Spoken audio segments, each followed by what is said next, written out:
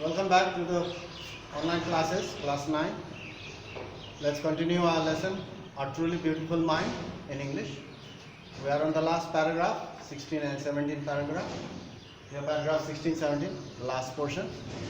So far we have talked about a lot of things about Einstein, Albert Einstein.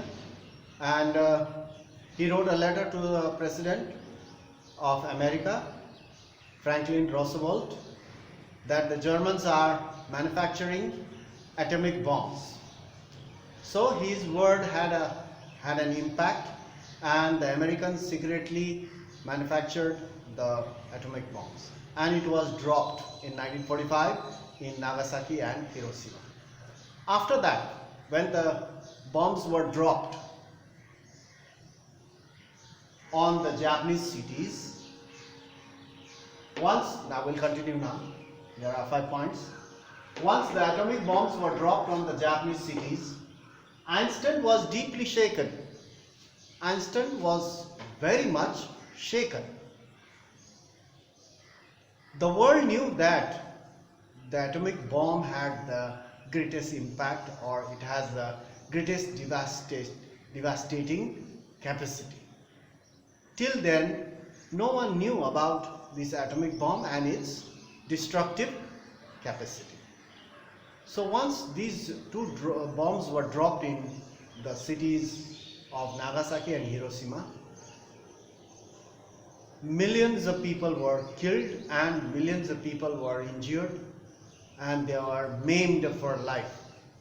So that's why Einstein was deeply shaken. He was very much worried and very much upset. He felt that it is because of me. I should not have written the letter to Mr. Roosevelt. So he felt very sorry for that. So now what happened then? Number 2, this time again he wrote a letter, but not to Franklin Roosevelt. He wrote a letter to the United Nations. He wrote a letter to the United Nations organization he proposed the formation of world government.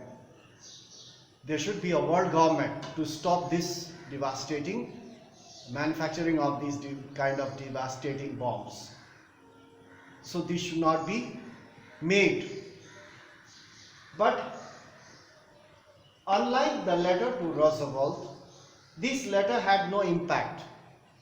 When he wrote the letter to the Franklin Roosevelt, the President of USA, it had an impact, and the American government prepared or manufactured the bombs secretly.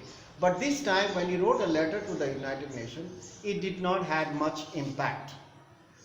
No impact. So there was no option. What he did? He joined the politics.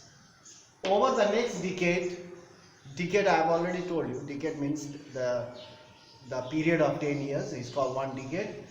Over the next decade, Einstein got involved in politics.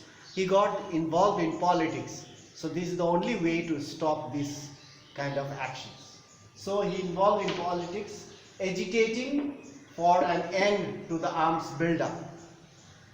So all over the world, the countries which were fighting in the World War, they were manufacturing bombs. So he was against this build-up of arms around the world. So agitating for an end. There should be an end. The governments around the world, or the countries who are engaged in the war, they should not manufacture this kind of bombs.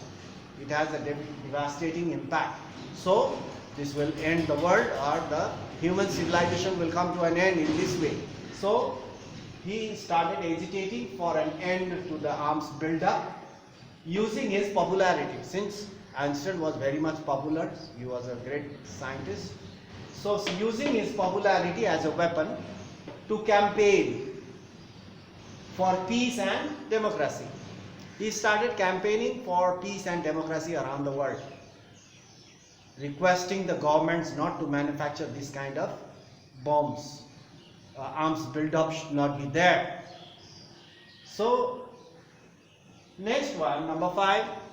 When Einstein died at the age of 76 in 1955, Einstein died in the year 1955 at the age of 76.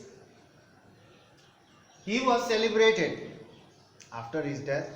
It was celebrated that as a visionary. Visionary means the person who has originality and think about the future in an intelligent way, or you can say simply in one word, pathfinder. He was celebrated as a visionary and a world citizen.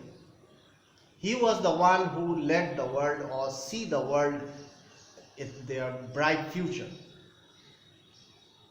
By building the arms build up, by building arms to destroy the civilization, that's not a good way. He sent the masses around the world that there should be an end to the arms build up. In this way the civilization will carry on. Otherwise the human beings will be wiped out from the world, from this earth. So he was a great visionary, and he was celebrated and marked him as the world citizen as much as a scientific genius. He was a genius, a scientific genius he was, and he was celebrated as a visionary and a world citizen because of his thoughts and ways of actions, and what he thinks about the future generations. To protecting the future generation is their responsibility, is the responsibility of the present generation. So in this way he sent the masses around the world. That's why he was considered as a world citizen, as us, and a scientific genius. So that's the end of our lesson. So this much for today. Study at home regularly. Make a habit of going through the online portal. We have finished chapter 4. So we'll be doing chapter 5 in our next class. That's all for today. You go through the lesson properly. Try to understand. So that much for today. We'll meet in the next class. Thank you for watching the video.